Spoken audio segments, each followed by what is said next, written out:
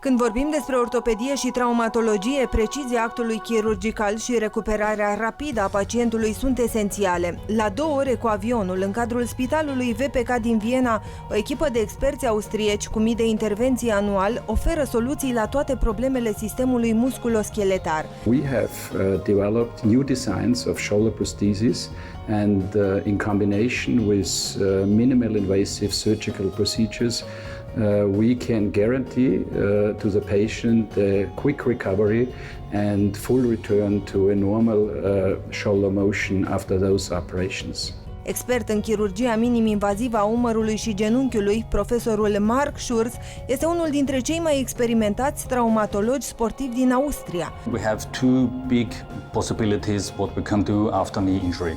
We can do a conservative treatment at the Wiener Privatklinik or, if necessary, operative therapy.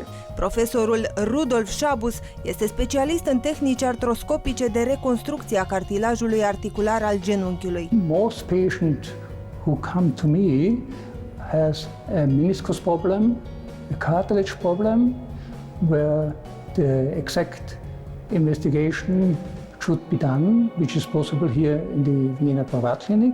Spitalul VPK din Viena are integrate 2 centre dedicate afecțiunilor aparatului locomotor.